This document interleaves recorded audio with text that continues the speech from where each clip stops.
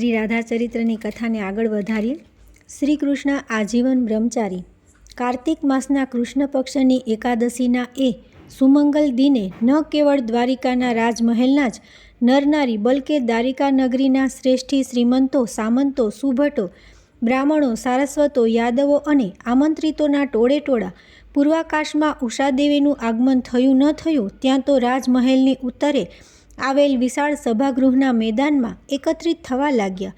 સૌના મુખારવિંદ પર એક અનેરા અને અનુપમ મહોત્સવના સાક્ષી બનવાનું સદભાગ્ય સાંપડ્યાનો સાત્વિક હર્ષોલ્લાસ હતો અને સ્વયંસેવકો તથા શસ્ત્રધારી સૈનિકો દ્વારા પ્રાપ્ત થતી સૂચનાનુસાર સૌ પોતપોતાના માટે નિયત થયેલી જગા પર ગોઠવાઈ રહ્યા હતા. ભગવાન સૂર્યનારાયણના પ્રાતઃરશ્મિ દ્વારિકાની ગગનચુંબી ઇમારતોના સુવર્ણજડિત કળશોને પોતાની આભાથી અજવાળે તેની રાહ જોઈને દ્વારિકાના અજય કિલ્લાની બુરજો પર ગોઠવાઈ ગયેલી વાઘમંડળીએ જેવો સૂર્યોદય થયો કે તરત જ દુંદુભી, ઘંટારવ અને રણસિંગાના પ્રચંડ જયનાદથી વાતાવરણને ગજવી દીધું અને તેની સાથે જ શણગારેલા સુવર્ણ રથોમાં પોતપોતાના આવાસેથી યાદવ શિરોમણી વાસુદેવજી, માતા દેવકી તથા મા રોહિણી, દાઉજી, સુભદ્રા અને રેવતી, પ્રદ્યુમ્ન અને માયાવતી, અનિરુદ્ધ અને ઉષા, શ્રીકૃષ્ણની સાતેય રાણીઓ અને એ સૌની પાછળ ભગવાન શ્રી કૃષ્ણ, રૂકમણી અને દેવર્ષિ નારદ રથારૂઢ થઈને ભૂમિપૂજનના ભવ્ય સમિયાણામાં એક પછી એક આવવા લાગ્યા. ઉપસ્થિત વિશાળ જનમેદનીએ સૌના નામનો જય જયકાર કરીને એમનું અંતરના ઉમળકાથી સ્વાગત કર્યું. કુલગુરુ અને રાજપુરોહિતે સેવકગણ પાસે ભૂમિપૂજનાર્થે શાસ્ત્રોક્ત વિધિ પૂજા માટે ઉત્તમ તૈયારીઓ કરાવી રાખી હતી. તેથી ભારે હર્ષનાદ વચ્ચે દ્વારિકાધીશ અને દાઉ બલરામ દ્વારા પૂર્ણ સન્માનપૂર્વક પૂજા સ્થાને તેડી લવાયેલા દેવર્ષિ નારદજીના વરદ હસ્તે નવગ્રહ શાંતિ યજ્ઞ માટેની યજ્ઞશાળાનું તથા મુખ્ય યજ્ઞવેદીનું ભૂમિપૂજન અને ખાતમુહૂર્ત થયા.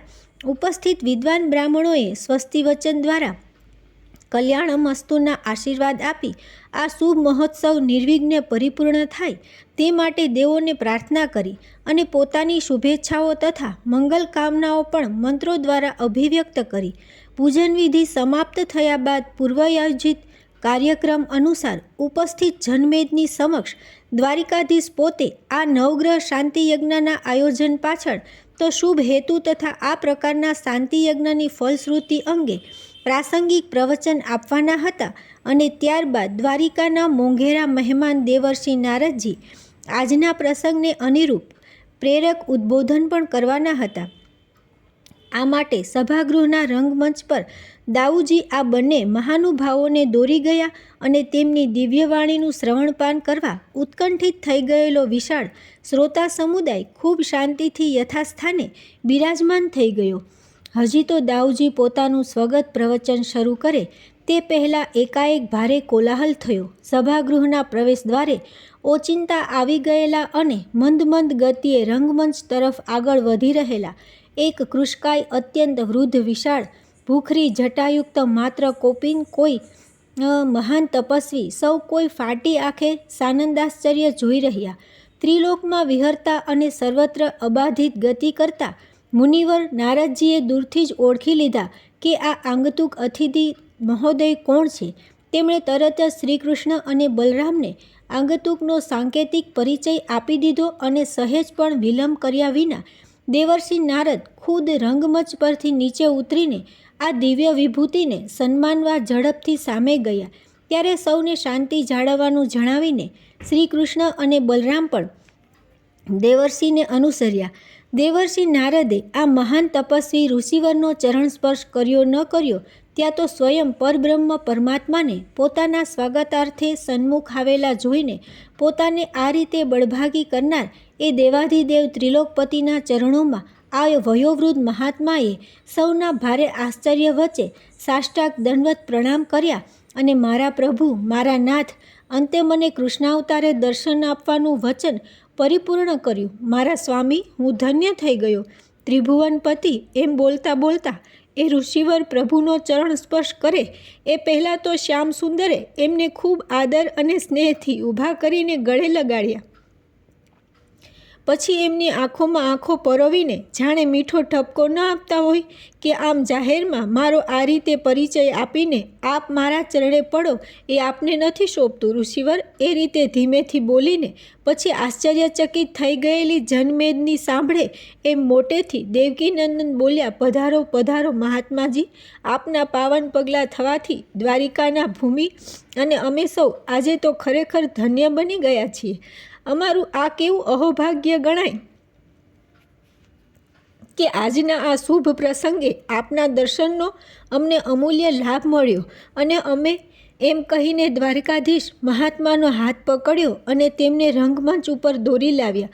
પછી તો કથરોટ અને જળપાત્ર આવી જતાં ખુદ દ્વારકાધીશે એ દિવ્ય વિભૂતિનું પાદ પ્રક્ષાલન સ્વહસ્તે કરીને પોતાના રેશમી ઉત્તરીય વડે તેમના ચરણ લૂછ્યા અને ગદગદ થઈ ગયેલા એ ઋષિવર આનાકાની કરતા જ રહ્યા. ત્યાં તો શ્યામ સુંદરે એમનો ચરણ સ્પર્શ કરીને એમને ઉચ્ચાસને વિરાજિત કર્યા. પ્રભુની વિનંતીથી દેવર્ષિ નારદે આંગતુક અતિથિનો સંક્ષિપ્ત પરિચય જનમેદનીને આપતા માત્ર એટલું જ કહ્યું કે અષ્ટસિદ્ધિઓ જેમની ખડે પગે સેવા કરે છે અને જેમની અજોડ તપસ્યાથી સ્વર્ગના તમામ દેવતાઓ જેમને ચરણે ઝૂકે છે તેવા આ મહાન તપસ્વી કેવળ ભગવાન દ્વારિકાધીશના સદેહે દર્શન કરવાની ઈચ્છાથી ઠેઠ હિમાલયના કૈલાસ શિખરથી પગે ચાલતા દ્વારિકા સુધી આવી પહોંચ્યા છે. આપણે આ સિદ્ધ યોગી અને પરમ પ્રભુ ભક્તને ખૂબ શ્રદ્ધાથી પ્રણામ કરીએ અને તાળીઓના પ્રચંડ નાદથી એમના આગમનને વધાવી લઈએ. અને નારદજીની સાથે સાથે વિરાટ જનમેદનીએ પણ તાળીઓનો જયઘોષ કરી આ અલૌકિક વિભૂતિની વંદના કરી. ત્યારબાદ દાઉજીએ સૌનું સ્વાગત કરીને 9 દિવસ સુધી ચાલનારા આ શાંતિ યજ્ઞના રોજ રોજના ભરચક કાર્યક્રમની વિગતો સંક્ષેપમાં જણાવીને સૌને આ 9 દિવસના મહોત્સવમાં સહભાગી થવા જાહેર આમંત્રણ આપ્યું. ભગવાન દ્વારિકાધીશે આ નવગ્રહ શાંતિ યજ્ઞ યોજવા પાછળની શુભ ભાવના અને હેતુઓ પ્રદર્શિત કરીને ભૂતકાળમાં આર્યાવર્તમાં યોજાયેલા આવા શાંતિ યજ્ઞોથી કેવા કેવા સુફળ પ્રાપ્ત થયા હતા તેની શાસ્ત્રોક્ત માહિતી પ્રદાન કરી. પછી દેવર્ષિ નારદજીએ સમયની મર્યાદાને ધ્યાનમાં રાખીને બહુ ટૂંકું છતાં ખૂબ જ મનનીય અને પ્રેરક ઉદ્બોધન કરીને સમસ્ત શ્રોતાગણથી આગંતુક યોગી મહારાજને વિનંતી કરી કે તેઓ શ્રીકૃષ્ણ પ્રભુની આ પ્યારી જનતાને પોતાની દિવ્ય અમૃતવાણીનું રસપાન કરાવે. અને આ અદ્ભુતપૂર્વ વિભૂતિની સુદીર્ઘ વય જોઈને તો કોઈ માની પણ ન શકે કે એટલી ત્વરિત સ્ફૂર્તિથી તેઓ ઊભા થયા અને દ્વારિકાધીશને તથા દેવર્ષિ નારદજીને કરવંદના કરીને પોતાના ઘેરાને ઘૂંટાયેલા પડછંદ અવાજમાં તેમણે કહેવા માંડ્યું કે તમારી વચ્ચે વર્ષોથી માનવ દેહે વિચરતા ને વિહરતા તમારા આ તારણહારને તમે કઈ રીતે ઓળખો છો તે તો હું નથી જાણતો, પરંતુ હું પોતે એટલું અવશ્ય જાણું છું કે દ્વારિકાધીશ શ્રીકૃષ્ણ રૂપે અત્યારે આપણી સન્મુખ બિરાજેલા આ દિવ્ય પુરુષ વાસ્તવમાં કોણ છે, શું છે અને શું નથી. પોતાના ચર્મચક્ષુથી આર્યાવર્તના જનસમુદાયે આ મહામાનવને જે રીતે નિરખ્યા છે અને પોતાની માનવ સહજ બુદ્ધિ પ્રતિભાથી એમના આ અવતાર કાર્યના અનેકવિધ કર્મોને જે રીતે મૂલવ્યા છે તે તો સૂર્યનારાયણને માત્ર એક ધગધગતો અગ્નિગોળો માની લેવા જેવી ક્ષુલક કલ્પના છે. હકીકતમાં અમે યોગી લોકોએ અમારા દિવ્ય ચક્ષુથી દ્વાપરયુગના કૃષ્ણાવતારનું જે મૂલ્ય આંક્યું છે તે તમને શબ્દોથી સમજાવવું મારે માટે અત્યંત અઘરું છે, કેમ કે તમે બધા એમના સમકાલીન છો.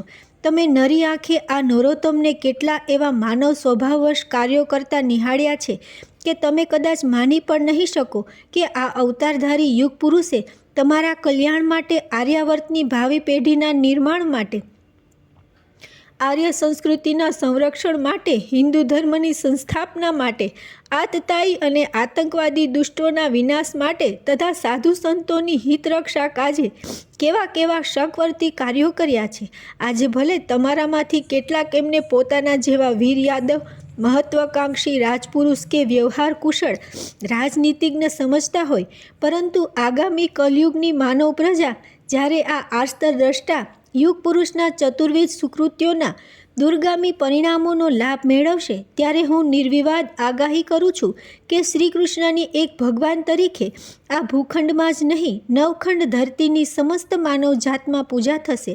તાળીઓના પ્રચંડ જયનાદ અને હર્ષનાદથી જનમેદનીએ યોગી મહારાજની દિવ્ય વાણીનો પ્રતિઘોષ આપ્યો અને રંગમંચ પર નિરપેક્ષ ભાવે બિરાજમાન દ્વારિકાધીશને અંતરના ઉમળકાથી ભક્તિભાવે પ્રણામ કર્યા. હિમાલયવાસી આ દિવ્ય યોગીએ પોતાનો અસ્ખલિત વાણી પ્રવાહ પુનઃ પ્રસારિત કર્યો. આજના આ સુમંગલ પ્રસંગને હું મારી શુભેચ્છાઓ પાઠવીને અને આ દિવ્ય અવતારધારી યુગ પુરુષને કોટી કોટી પ્રણામ કરીને અંતમાં આટલું જ કહેવા માગું છું કે શ્રી કૃષ્ણ માનવ દેહરૂપે ઉપસ્થિત હોવા છતાં નિરાકાર છે. અનેક મનોવાચિત સદ્ગુણોથી સંપન્ન હોવા છતાં નિર્ગુણ છે. સાંસારિક મોહમાયાના મહાસાગરમાં ગળાબૂટ ડૂબેલા દેખાતા હોવા છતાં જળકમળવત નિર્લેપ અને નિર્મોહી છે. અનેક માંધાતાઓના ગર્વાભિમાન ક્ષણાર્ધમાં ઉતારી નાખવા સમર્થ હોવા છતાં પોતે નિરહંકારી છે. સ્વર્ગાધિપતિ ઇન્દ્રને પણ ઈર્ષા આવે એવો પૂર્ણ રાજસી વૈભવ ભોગવતા હોવા છતાં નિરાડંબર અને નિરાભિમાની છે. રાગદ્વેષ અને માયા મમતાથી ભરપૂર આ સંસારમાં માનવીય જીવન વ્યવહાર નિભાવતા હોવા છતાં પોતે નિષ્કામ, નિર્વિકલ્પ અને નિર્વિકાર છે. સાક્ષાત સરસ્વતી દેવી પણ જેમના ગુણગાન અને યશોગાન ગાતા થાકી જાય એવા માનવેન્દ્ર અને યાદવેન્દ્ર માટે વધારે કંઈ પણ કહેવા હું તો અસમર્થ જ છું. છતાં તમને સમજાય અને વિશ્વાસ બેસે એવી સાદી સરળ ભાષામાં મારે કહેવું હોય તો હું આટલું જ કહું છું કે ભલે એમણે માનવ દેહે પ્રત્યક્ષ કોઈ યોગ સાધના યા તપશ્ચર્યા ન કરી હોય, છતાં તેઓ આ સંસારના સર્વશ્રેષ્ઠ તપસ્વી છે અને યોગીઓના પણ યોગી એવા યોગેશ્વર શ્રી કૃષ્ણ છે. કૃષ્ણાવતારમાં આજીવન એમણે અનેક અદ્ભુત લીલામાયાઓ આચરી હોવા છતાં એ બધું જ કેવળ સાક્ષી ભાવે કર્યું હોવાથી કર્મના કોઈ બંધન આ સામર્થક કર્મયોગીને કોઈ કાળે સ્પર્શી શકે એમ છે જ નહીં. અને છેલ્લે એટલું જ કહીને વિરમું છું કે કૃષ્ણ નામની આવી કોઈ મહાન માનવ વિભૂતિ દ્વાપર યુગમાં સદેહે આ ધરતી પર વિચરતી હતી એવું કદાચ ભાવિ પેઢી માનવા પણ તૈયાર ન થાય એટલી હદે સમસ્ત આર્યાવર્તને ઘેલું લગાડનાર આ ગૃહસ્થાશ્રમી ઘનશ્યામે તમારી નજર આગળ અનેક લગ્નો કર્યા હોવા છતાં મારા તપોબળની સાક્ષીએ હું કહું છું કે આ અવિનાશી અચ્યુત આજીવન બ્રહ્મચારી છે. અને પુનઃ એકવાર શ્યામ સુંદરને પ્રણામ કરીને યોગીજી મહારાજે જ્યાં આસન ગ્રહણ કર્યું કે તરત જ એમના વાણી પ્રભાવથી સંમોહિત થઈ ગયેલી સમસ્ત મેદનીએ ક્યાંય સુધી તાળીઓના ગડગડાટ વડે એમને સન્માનિત કર્યા અને શ્રીકૃષ્ણને અહોભાવથી નિરખ્યા કર્યા. આમ નવગ્રહ શાંતિયજ્ઞ નિમિત્તે યોજાયેલ ભૂમિપૂજનનો આ ટૂંકો કાર્યક્રમ યોગીજી મહારાજના આકસ્મિક આગમનથી એવો તો દિવ્ય અને ચિરસ્મરણીય બની ગયો કે દ્વારકાની વાટે ઘાટે અને ચેટચકલે જ નહીં, ઘેર ઘેર અને રાજમહેલના ખૂણે ખૂણે આજના સમારંભની જ વાતો અને ચર્ચાઓ ચાલ્યા કરી. ગઈકાલે જ શ્યામસુંદરના પરિવારને તો જાણ કરી દેવામાં આવી હતી કે આજે સમસ્ત કુટુંબીજનોને બલરામ ભવન પર પૂજ્ય રોહિણીમા દ્વારા આયોજિત ભોજન સમારંભમાં ભાગ લેવાનું નિમંત્રણ છે. એટલે ભૂમિપૂજનનો સમારંભ સમાપ્ત થતાં પૂજ્ય વસુદેવજી અને માતા દેવકીજીની સાથે જ શ્યામસુંદરનો પરિવાર બલરામ ભવન પર પહોંચી ગયો. શ્રી કૃષ્ણ સ્વયં યોગીજી મહારાજને પોતાના રથમાં બેસાડીને ગોમતી ઘાટે આવેલ વિશ્વંભરના દેવસ્થાને લઈ ગયા અને ત્યાં ઉચ્ચ કોટીના સાધુ સંતોના નિવાસ માટે બંધાવેલી ખાસ પ્રકારની સુવિધાપૂર્ણ વિશ્રામશાળામાં યોગીજીના ઉતારાની બધી જ વ્યવસ્થા પોતાની જાત દેખરેખ નીચે તેમણે કરાવી દીધી. પછી દેવસ્થાનના મુખ્ય પૂજારી મહારાજને અને વિશ્રામશાળાના વ્યવસ્થાપકને જરૂરી સૂચનાઓ આપીને એકાદ કલાકના અંતે શ્યામસુંદર રાજમહેલમાં પરત આવ્યા ત્યારે માત્ર એમના જ આગમનની રાહ જોઈને એમના સૌ સ્વજનો બેસી રહ્યા હતા. આજે ભોજન બાદ પુરુષ વર્ગમાંથી તો કોઈનેય નિરાતે બેસવાની ફુરસદ ન હતી. તેથી શ્રીકૃષ્ણ, નારદજી અને બલરામ શાંતિ યજ્ઞની બાકીની તૈયારી પૂર ઝડપે આગળ ધપાવવા કૃષ્ણ ભવન પર પહોંચી ગયા. પૂજ્ય વસુદેવજી અને દેવકીમાં પણ પોતાના આવાસે વિશ્રામ કરવા ચાલ્યા ગયા. અન્ય સૌ પણ પોતપોતાને સોંપાયેલ જવાબદારી પરિપૂર્ણ કરવા કામે વળગ્યા અને છેલ્લે રોહિણીમા પાસે એમના કક્ષમાં રહી ગયા માત્ર 9 જણ. શ્યામસુંદરની 8 રાણીઓ અને શ્રીકૃષ્ણ ભગીની સુભદ્રાજી. રોહિણીમાં ક્યારનાય જોઈ રહ્યા હતા કે 2 દિવસથી અત્યંત હર્ષઘેલી અને ઉત્સવ ઘેલી થઈને દોડાદોડ કરતી સુભદ્રા સભાગૃહેથી પર આવ્યા બાદ સાવ સૂનમૂન થઈ ગઈ છે. એને કાંઈ ઓછું આવ્યું હશે, ખોટું લાગ્યું હશે, પુત્ર અભિમન્યુની યાદ આવી ગઈ હશે, યા ધનુર્ધર અર્જુન હજી કેમ ન આવ્યા હોય એની ચિંતામાં પડી ગઈ હશે. ગમે તે હોય, પરંતુ સુભદ્રાનું મોં પડી ગયું છે અને એના ચહેરા પરનું નૂર ઝંખવાઈ ગયું છે. એમાં તો કોઈ શંકા નથી. માં ચિંતિત થયા. તેથી અન્ય સૌ વિદાય થયા કે તરત જ માનો જીવ ઝાલ્યો ન રહ્યો અને તેમણે રાણીઓની ઉપસ્થિતિમાં જ સુભદ્રાનો હાથ પકડીને સીધે સીધું પૂછી નાખ્યું, બેટી સુભદ્રે, શું થયું તને? તું કેમ આજે ઉદાસ થઈ ગઈ છે? જે હોય તે કહી દે. માતેશ્વરીના સૂરમાં પટરાણીએ પણ પોતાનો સૂર પુરાવ્યો એટલે ન છૂટકે એક અછડતી નજર ભાભી લક્ષ્મણા અને સત્યા પર ફેંકીને રૂંધાયેલ કંઠે સુભદ્રાજી બોલ્યા, કંઈ નહીં બા, મને બીજું તો કંઈ નથી થયું. કેવળ દુઃખ એક જ વાતનું થાય છે કે આખું આર્યાવત જેમનું ઋણી છે અને જેમના ગુણગાન ગાતા સંસારી સાધુ ભક્તો જ નહીં, આવા વૈરાગી યોગી બાબા પણ થાકતા નથી. એવા મારા વડીલ બંધુ કૃષ્ણ ભૈયાને રાત દિવસ એમની જોડે રહેનારા એમના અંગત સ્વજનો જ જો સાચા સ્વરૂપે ન ઓળખી શકતા હોય તો બીજાઓ પાસેથી તો આપણે શી અપેક્ષા રાખી શકીએ? સુભદ્રાની આ માર્મિક વાણી રોહિણીમાને સમજાઈ નહીં. પટરાણીને કંઈક અણસાર આવી ગયો. સત્યભામાની વક્ર દ્રષ્ટિ સત્ય અને લક્ષ્મણા સામે વારાફરતી ફરી વળી. એ બંને રાણીઓ શરમાઈને નીચું જોઈ ગઈ. એટલે કાલિંદીએ પૂછ્યું, બહેનજી, ફોડ પાડીને કહો તો કાંઈ ખબર પડે. સ્વામિનાથની દિવ્ય શક્તિ અને એમની અલૌકિક ગતિમતીના અમને સૌને તો એટલા બધા પરચા અને પ્રમાણ પ્રાપ્ત થયેલા છે કે કોઈને કહીએ તો કોઈ માને પણ નહીં. તેથી આપના મનમાં આવી શંકા કેમ ઉપસ્થિત થઈ એ જ સમજાતું નથી. સ્પષ્ટ કહી દો જે હોય તે. અમને કોઈને જરાય ખોટું નહીં લાગે. હળવેથી સુભદ્રાજી બોલ્યા, ભાભી, પૂજ્ય યોગી બાબાએ પોતાના પ્રવચનના અંતે જ્યારે એમ કહ્યું કે શ્રીકૃષ્ણ આજીવન બ્રહ્મચારી છે, ત્યારે સત્યા ભાભીએ અને લક્ષ્મણા ભાભીએ એકબીજાની સામું જોઈને એવું મોં મચકોડ્યું કે જાણે આ વાત જરાય સાચી ન હોય. મેં નજરો નજર આ દ્રશ્ય જોયું એટલે મને બહુ ખોટું લાગી ગયું. પૂછો એમને જો હું ખોટું કહેતી હોય તો. રોહિણીમાએ અને અન્ય સૌ રાણીઓએ એ બંને તરફ નજર ફેરવી ત્યારે વાઢ્યા હોય તો એ લોહી ન નીકળે એવી કફોડી હાલતમાં બંને મુકાઈ ગયા. છતાં બંને સત્યવક્તા અને હિંમતવાન તો હતા જ. આખરે તો શ્યામસુંદરની અર્ધાંગનાઓ હતી ને, તેથી હતી એટલી હિંમત એકઠી કરીને લક્ષ્મણા બોલી, પૂજ્ય માતૃશ્રી, અમારો આ સાહજિક રીતે થઈ ગયેલો અક્ષમ્ય અપરાધ અમે કબૂલ કરીએ છીએ. માટે સૌ અને બહેનજી આપ પણ અમને માફ કરી દો. પરંતુ આવું કથન વારંવાર જ્યારે અમે સાંભળીએ છીએ કે 8 પત્નીઓ અને એમનો પુત્ર પરિવાર નજર સમક્ષ હોવા છતાં તેઓ આજીવન બ્રહ્મચારી છે, ત્યારે ખબર નથી પડતી કે આ કથન સત્ય કેવી રીતે હોઈ શકે. બહેનજી, મેં તો એકવાર આપના ભાઈને પણ આ વાત પૂછેલી, પરંતુ એમણે શી ખબર કહીને વાત હસવામાં ઉડાડી દીધેલી. બીજા કોઈને તો આ અંગે પૂછાય જ નહીં. તેથી ફરી આજે આની આ વાત સાંભળી ત્યારે શંકાથી નહીં, આશ્ચર્યથી અમે એકબીજાની સામે જોયેલું. અમારી ભૂલ થઈ હોય તો અમે આપ સૌની ક્ષમા યાચીએ છીએ. લક્ષ્મણાના નિખાલસ એકરારે અને વિનમ્ર વ્યવહારે સૌના હૃદય જીતી લીધા. ઘડી પહેલાં ગમગીન થઈ ગયેલું વાતાવરણ પુનઃ પ્રફુલ્લિત બની ગયું. માતેશ્વરીએ બંને પુત્રવધુઓને પાસે બોલાવી પ્રેમથી તેમના માથે હાથ મૂક્યો. સુભદ્રાએ પણ સસ્મિત એમની સામે સન્માનથી જોયું. અત્યાર સુધી ચૂપચાપ બેસી રહેલી મિત્રવિંદાએ હવે મોં ખોલ્યું. મોટી બહેન, અવિનય થાય તો માફ કરજો, પણ આ વિધાનમાં ભારોભાર સત્ય રહેલું છે.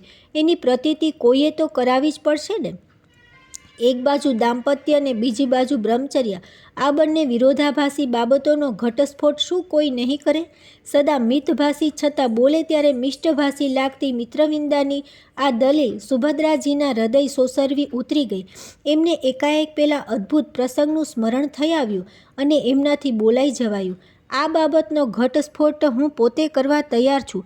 કેમ કે હું એક એવા પ્રસંગની નજરો-નજર સાક્ષી છું કે જે પ્રસંગનું વર્ણન પોતાના સારથી સંજયના મુખેથી સાંભળીને અમારા જ્યેષ્ઠ તાતશ્રી હસ્તિનાપુર નરેશ મહારાજ ધૃતરાષ્ટ્રે પણ સંશયથી પ્રશ્ન કરેલ. વ્રજની ગોપીઓ સંગે રાધા સંગે સર્વ ક્રિયા કરી, વળી 16,108 રાણીઓ અને તોયે શ્રીકૃષ્ણ બ્રહ્મચારી. અમારા જ્યેષ્ઠ તાતશ્રીની આ શંકા એ કેવળ એમની એકલાની જ શંકા નથી, આખા જગતની શંકા પણ હોઈ શકે.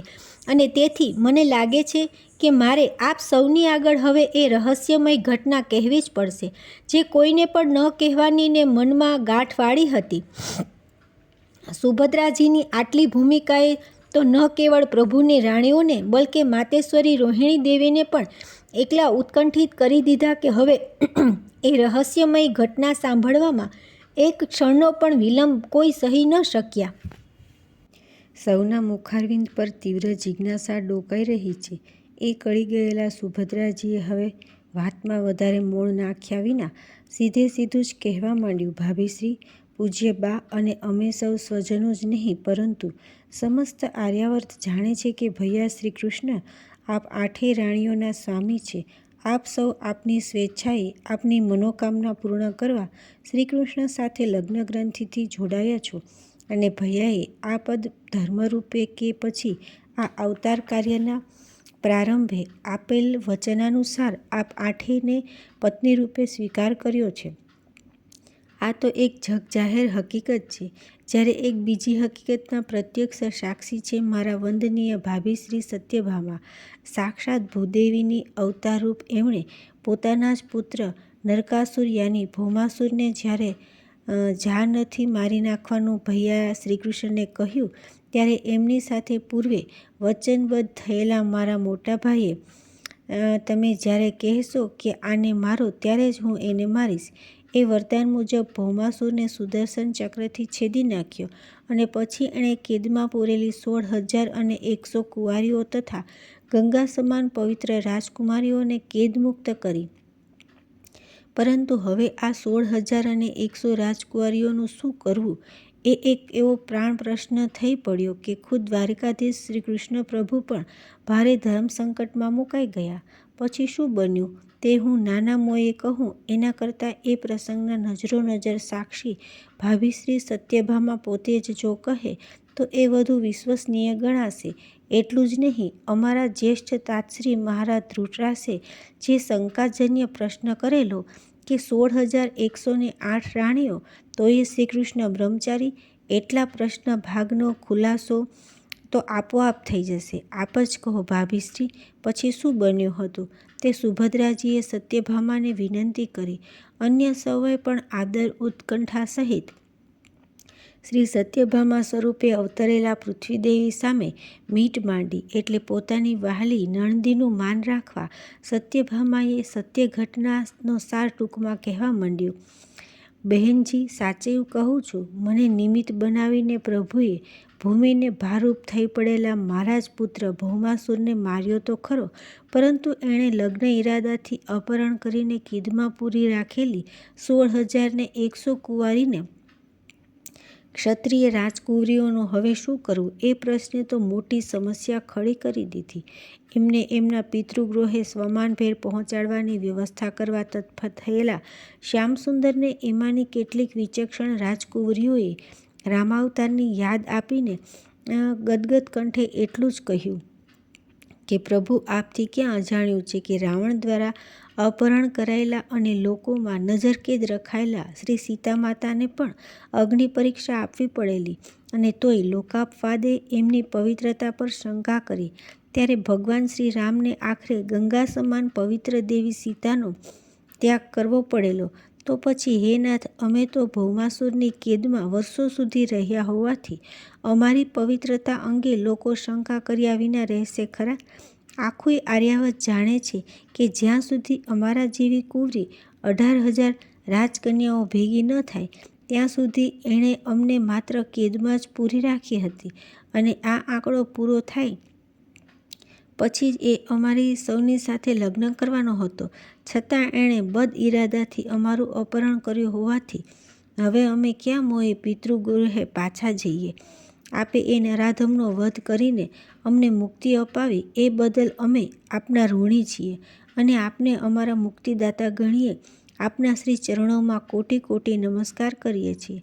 પરંતુ પ્રભુ, આપ અમને એટલું કહો કે આટલા વર્ષો બાદ હવે અમે અમારા પિતૃગૃહે પાછા જઈએ તો અમે કુંવરી અને નિષ્કલંકિત કન્યાઓ છીએ એ રીતે સમાજ અમને સ્વીકારશે ખરો?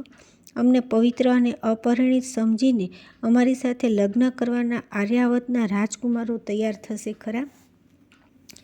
રાજકન્યાઓની આ તર્કબદ્ધ દલીલોથી પ્રભુ દ્વારિકાધીશ ઊંડા વિચારમાં પડી ગયા. આ પ્રશ્નનો શો જવાબ આપવો એ તાત્કાલિક તો મને કે એમને કોઈને સૂઝ્યું નહીં. અમને નિરુત્તર ઊભેલા જોઈને એક અત્યંત રૂપાળી રાજકન્યા આગળ આવીને પ્રભુનો ચરણ સ્પર્શ કરીને બોલી, હે કૃપાના સાગર, આટલી કૃપા કરી છે તો હવે થોડી કૃપા વધારે કરો. પિતૃગૃહે જઈને પાછી અપમાનિત અને તિરસ્કૃત થઈને અમારે જીવનભર નરકની જ યાતના ભોગવવાની છે. ત્યારે આપ અમને સૌને સમૂહમાં અગ્નિ સ્નાન કરીને આપની કૃપાળુ ઉપસ્થિતિમાં જ પ્રાણત્યાગ કરવાની આજ્ઞા આપો તો અમે આપના ખૂબ ખૂબ આભારી થઈશું. હવે તો ચિતાના અગ્નિ સિવાય બીજું કોઈ અમારું આશ્રયસ્થાન ન હોવાથી અમને સમૂહમાં બળી મરવાની અનુકૂળતા આપ કરી આપો. અને આટલું કહેતા તો એ ધ્રુસકે ને ધ્રુસકે રડવા લાગી.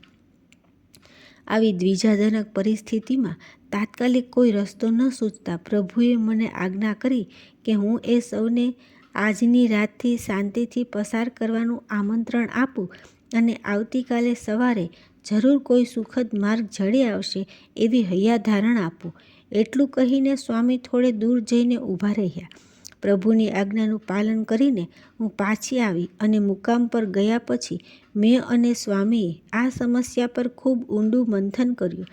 વસુદેવ શ્રીકૃષ્ણ તો મુખ્ય બળાપો એ હતો કે એકવાર કોઈના દ્વારા અપહરણ કરાયેલી નારી આ દેશમાં નથી રહેતી ઘરની કે નથી રહેતી ઘાટની. જનકનંદિની જાનકી જેવા પણ જ્યાં ભોગ લેવાયો હોય ત્યાં બિચારી સામાન્ય રાજકન્યાઓનું તો કોણ બેલી થાય? આપણે એમને અહીંથી મુક્ત કરીને સ્વમાન ઘેર એના પિતૃઘરે મોકલી તો આપીએ, પરંતુ ત્યાંથી એમને અપવિત્ર ને કલંકિત ગણી જાણકારો આપવામાં આવે અને પછી અત્યંત રૂપાળી આ સ્ત્રીઓ જો અવળે માર્ગે ફંટાઈ જાય તો સમાજમાં અનીતિ ને અનાચાર ફેલાતા વાર ન લાગે અને એના નિમિત્ત બનીએ આપણે બને. વળી જો એમણે સૂચવેલા વિકલ્પ મુજબ એમને સમૂહમાં પ્રાણત્યાગ કરવાની છૂટ આપીએ તો આના જેવું ઘોર પાપ બીજું ક્યું ગણાય? ગૌ, બ્રાહ્મણ અને કુંવારિકા ત્રણેય પવિત્ર અને એ ત્રણેયની રક્ષા જો રાજા ન કરી શકે તો એને શાસન કરવાનો શો અધિકાર? આના કરતાં તો ભૌમાસુરને ન માર્યો હોત તો સારું થાત. બીજું કંઈ નહીં તો આ હજારો સ્ત્રીઓને એક દાડો એની પત્ની હોવાનો અધિકાર અને માથે એના ધણીપણાનું છત્ર તો મળી જાત ને. સ્વામીની વ્યથા મારાથી જોઈ જતી નહોતી. ખૂબ વિચારના અંતે છેવટે વચલો રસ્તો મેં જ કાઢ્યો. મેં એમનો ચરણ સ્પર્શ કરીને કાકલુદી કરીને કે હે સ્વામી, હવે તો એક જ રસ્તો છે. આ તમામ સ્ત્રીઓને કોઈ એક જ નરોત્તમનું શિરછત્ર જો પ્રાપ્ત થાય અને કોઈ એક સર્વશક્તિમાન સમર્થ પતિની પત્નીઓ તરીકે એમનો જાહેર સ્વીકાર થાય તો જ એ સમાજમાં આબરૂભેર રહી શકે, સ્વમાનભેર જીવી શકે અને એમની આજીવિકાનો પ્રશ્ન પણ હલ થઈ જાય. અને પ્રભુ, આપના સિવાય આ આર્યાવર્તમાં આવું સાહસ અને આવો મહાન ઉપકાર કરવા બીજું કોઈ સમર્થ નથી. માટે હે પ્રાણનાથ, આ નિરાધાન અને આપદગ્રસ્ત કુંવારિકાઓને આપની છત્રછાયા હેઠળ જીવવાનો અને આપની પત્નીઓ તરીકે ઓળખવાનો અધિકાર પ્રદાન કરો એવી હું આપને નમ્ર વિનંતી કરું છું. હે જગતના પાલનહાર, જે લગ્નવિધિ મારો પુત્ર ભૌમાસુર બળજબરીથી કરવાનો હતો તે જ લગ્નવિધિ હવે આપ ધર્મરૂપે અને આપને કેવળ મારે ખાતર કરવી પડશે. કેમ કે તો જ આપે મારા નરાધમ પુત્ર નરકાસુરે કરેલા અક્ષમ્ય અપરાધ બદલ એને જન્મ આપનાર જનિતા તરીકે મને માફ કરી છે એમ હું સમજી શકીશ. સ્વામી, આ નિરાધાર 16,100 કુંવારીઓને જીવતદાન આપીને જો આપ એમને પત્નીપદ પ્રદાન કરશો તો આ અભૂતપૂર્વ ઘટના મારી પૃથ્વીના ઇતિહાસમાં એક સુવર્ણ ઘટના ગણાશે, જે બદલ હું આપને જન્મોજન્મ ઋણી રહીશ. એમ કહીને મેં સ્વામીને મહામહેનતે મનાવ્યા અને પછી બીજા દિવસે ભૌમાસુરના પ્રાગજ્યોતિષુર નગરની જનતા સમક્ષ દ્વારકાધીશે એ તમામ કન્યાઓને પોતાની પત્ની રૂપે સ્વીકારી લેવાની જાહેરાત કરી અને ભૌમાસુરના પુત્ર ભગદત્તને આજ્ઞા કરી કે આ બધી રાજકુમારીઓને વસ્ત્રાભૂષણ પ્રદાન કરી ખૂબ જ સન્માનપૂર્વક અત્રેથી પાલખીમાં દ્વારિકા ભણી વિદાય કરવાની એ વ્યવસ્થા કરે. આમ આ ઐતિહાસિક ઘટનાનો સુગત અંત આવ્યો અને અમે બંને ત્યાંથી અન્ય અગત્યના કાર્યો પરિપૂર્ણ કરવા સુમેરુ પર્વત ભણી જવા રવાના થયા. સત્યભામાએ શ્રીકૃષ્ણના જીવનનું આ એક અનોખું લગ્ન રહસ્ય પ્રગટ કર્યું કે તરત જ શ્રીકૃષ્ણ ભગિની સુભદ્રાએ પોતાની અધૂરી વાતનો દોર સાંધી લેવા હવે એમનું સંકલન કરતા કહેવા માંડ્યું, હવે આપ સૌ સમજી ગયા હશો કે 16,100 પેલી રાજકન્યાઓ વત્તા આપ 8 મળીને મહારાજ ધૃતરાષ્ટ્રની ગણતરી પ્રમાણેની બધી શ્રીકૃષ્ણની રાણીઓ તો ગણાઈ ગઈ, પરંતુ તો એ બ્રહ્મચારી કેવી રીતે, એની હવે મારે તમને પેલા અદ્ભુત પ્રસંગની વાત કહીને પ્રતીતિ કરાવવી છે. એ રહસ્યમય ઘટના હું તમને કહું તે પહેલાં એક બીજી ચોખવટ પણ કરી લઉં કે અમારા જ્યેષ્ઠ તાતશ્રીએ જે પહેલી શંકા રજૂ કરેલી કે વ્રજની ગોપીઓ સંગે રાધા સંગે સર્વ ક્રિયા કરી, એ શંકાનું સમાધાન થોડે ઘણે અંશે તો તમને થઈ જ ગયું છે અને હજી પૂજ્ય માતેશ્વરી એ અંગે તમને ઘણું કહેવાના છે, એટલે એ બાબતમાં કોઈ અનધિકાર ચેષ્ટા ન કરતા. મહાભારતનું યુદ્ધ પૂરું થયું તે 18મા દિવસની મધ્યરાત્રિએ જ એક ગોઝારી ઘટના અમારે ત્યાં બનેલી તે હું તમારી સમક્ષ અભિવ્યક્ત કરવા માગું છું. આટલું સાંભળતા વેત તો સૌ એવા સ્તબ્ધ બની અને એકાગ્ર થઈ ગયા કે સમય થતાં જલપાત્રો અને મુખવાસ લઈને આવેલી સેવિકાઓ પણ એ જોઈને દ્વારમાં જ ઊભી રહી ગઈ.